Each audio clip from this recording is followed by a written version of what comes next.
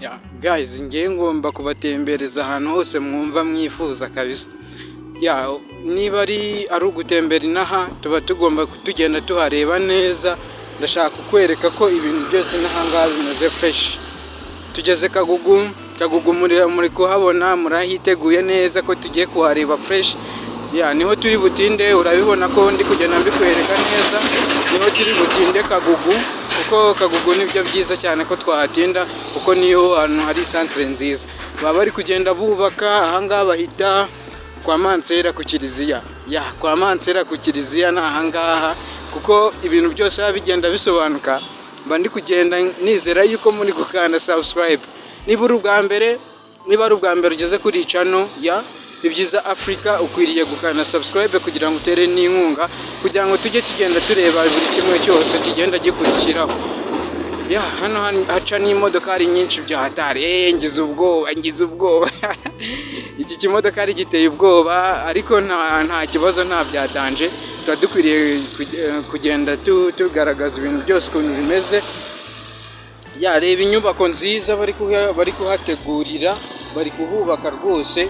Ndizera ko ibintu byose aba ari sawa. Ndaje ndayikwereka, humura, ndaje ndayikwereka. Ibi bintu biba biryoshye man, ibi bintu biba biryoshye, biba bikomeye. Mwibuka ko turi mu matora y'igihugu, turi hafi kabisa, turi hafi no gutora umukuru wacu, turi hafi no gutora umukuru w'igihugu, kandi ndizera ko byose biba bishoboka bigenda neza. Tuba turi kubikurikirana. Dore nguyu uri kumubona gute? Ni wowe umusaza we turi kumwe, tugomba kumutora, kandi rwose ndizera ko buri kimwe cyose yakitugejejeho. Ibyiza byose bimeze fresh. Iriya ubona hakurya ni Gacuriro tuzayitemberemo. Nibishoboka ukande subscribe kandi utere comment, uvuge buri kimwe cyose. Tugomba kubigeraho cyane, tugomba kubigeraho tugenda dutembera gake gake. Hano tugeze ni Kagugu, kandi ndizera ko ibintu byose ugomba kubikurikirana gake gake. Ndizera ko arete za Kagugu ni izi ngizi mu gasantere turimo turagenda tuhagera, n'imodokari ziragenda zihatambukira rwose. Ndizera ko ahantu muba mugenda muhabona fresh. Mba ndi kugenda mbatambazamo gakeya. Hano iyi ni garage ya Kagugu, garage ya Kagugu nayo ibirimo fresh, muba mugenda muhabona. Iyi ni Kagugu, iyi ni agence ya Kagugu itwara imodoka, itwara abagenzi. Urabona ko ibintu byose aba ari sawa. Iterambere ahangaha riba riryoshye, rimeze fresh. Tugenda tubikurikirana gake gake. Ibitaro biri hano hafi. Inyubako nazo barazegura bakazikora neza, tukazitaha nazo tukazigendamo fresh. Ndizera ko tugeze muri centre ya Kagugu. Ntago ndi bubatinde, sindi bubaboringe. Ningera neza mu centre ya Kagugu turahaganiraho gakeya, ubundi twikomereza. Pfa kuba turi kugenda tuvuga ati Kigali yacu, tuba tugomba tugenda tuvuga ati Kigali yacu tugomba kuyitembera tukabyumva neza cyane. Isantre yo twageze muri centre ya Kagugu, twageze muri centre ya Kagugu. Ahubwo uri kugenda ubibona gute? Kanda comment, utere comment. N'ukuri kw'Imana nkeneye comment zanyu, nkeneye kumenya ahantu tuzajya dutemberera, kandi rwose nkabahereza ibintu numva mushaka kugeraho. Kandi rwose Kigali mubona ko tuba turi kuyitemberamo. Ndizera ko umuntu wese wagenda wifuza Kigali nta handi ayisanga ku Byiza Africa. Tugenda dutembera. Ahangaha turi muri Kigali Rwanda rwose. Ahantu hose harashoboka ko byaba ari fresh, byaba ari byiza cyane. Nanjye mba ndi kugenda ndeba ibi byiza by'uru Rwanda kweri, nkibaza ubundi habuze iki? Ya MTN irekure rwose, uvuga ikintu cyawe ushaka. MTN nayo ibiri kugenda ibikurikirana ahangaha. Kwamamaza iba yabikozeho, iba yagiye ibirekura neza cyane. Iyi ni station ya Kagugu, ibigenda iyi ni station ya Kagugu. Urabona n'amagaze hanze biba bihari, biri kubitegura imishinga y'ahangaha kuyikora muri centre ya Kagugu. Ni ubucuruzi ndi kubibona. Ubucuruzi ahangaha buteye imbere kweri. Tuba tugenda tubikurikirana. Abaturage ahangaha ndabona bacuruza bikomeye cyane. Gusa nanjye niho ngeze, ndashaka kubakurikiranira neza ahangaha centre ya Kagugu, tukareba ko twabikurikirana tukabyumva fresh. tukabirebamo, tukabirebamo neza cyane. Nanjye sindi bubatindire, iyi ni station muri kubibona neza, iyi ni station murabibona neza.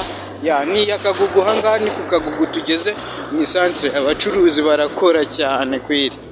Urabona ubucuruzi ko buri gukora neza cyane, na caguwa ndabona ibiri hasi. Caguwa, umwenda wa caguwa urakoze cyane. N'abakobwa barahari. Ariko byose ni sawa, nuko mba ndi kureba ukuntu Kagugu imeze fresh. Kagugu iraryoshye kweri. Nishimiye kubagezaho ahangaha Kagugu yose, ndizera ko mugenda mubibona, nanjye mba ndi kubakurikiranira neza. Urabona ko iyi santere iryoshye. Wifuza kugenda ureba ibi bintu byiza byose, ntiwakwiriye gukanda subscribe kweri. Ntago ndi bubashishikarize cyane, ariko ndizera ko byose muba mubibona, mubigendamo neza, munabitegura. Ubucuruzi, wowe wifuza gutura Kagugu, ndizera ko nahakugejeje. Niba wifuza gutura Kagugu rwose waza ukayitemberamo, nawe wayitemberamo ukagenda ureba mu isantere ukuntu haba hameze neza cyane. Ariko na Stop Coffee mwigize mubonara ahantu bacuruzaga coffee, umuntu yahagarara akaharuhukira, ntago mwigize mukabona. Kanze ndareba niba ibyo bintu bihaba, rwose mbibagezeho nabyo rwose mba numva mbishaka. Reba ubucuruzi ahangaha burakomeye cyane, ubucuruzi burakomeye, buragenda buratembera, turatembera tureba uburyo n'aho hose gucuruza rwose birashoboka. Reba nk'iyi shop kweri, reba kano gashopu baba bari kugakurikiranamo neza, bakurikira ibintu byose babikurikirana. Na bare zirahari. Kofi narebaga, ni bakeri. Ahangaha ni muri Participate. Reba aho ngaho, aka kantu ndabona ari akantu keza cyane. Amakeke, ushaka kugura keke nziza, imigati myiza, waza ukagera ahangaha. Akanyama baragacuruza, uri kubibona gute? N'akanyama ko bagacuruza kandi ukahagera neza ukakagura. Ibi bintu ni sawa rega. Mba mfitiye vlog nyinshi, ndizera ko nanjye ziba zibageraho neza cyane. Ugukubita story y'ahantu hose ugomba gutemberera. Nanjye mba ndi kubona business z'ahangaha ari neza, ziba ziryoshye kweri. Mugenda mubireba. Coffee, komba nderengi Coffee Mood. Yes, Coffee Mood bakeri. Uri kuyibona gute? N'aha hantu ni sawa kabisa. Coffee Mood bakeri ni byiza cyane ko wayireba nayo. Yego, rompoe ni ingiyi. Rompoe nababwiraga ni ingiyi, urabona ko ari sawa ko ibintu byose twabigendamo neza cyane. Coffee Mood bakeri nayo ibihabaye iri kubagezaho ibintu byiza cyane. Yes, iri ni ishuri rya Kagugu, naryo nta kibazo warirebaho. Ahantu ni sawa.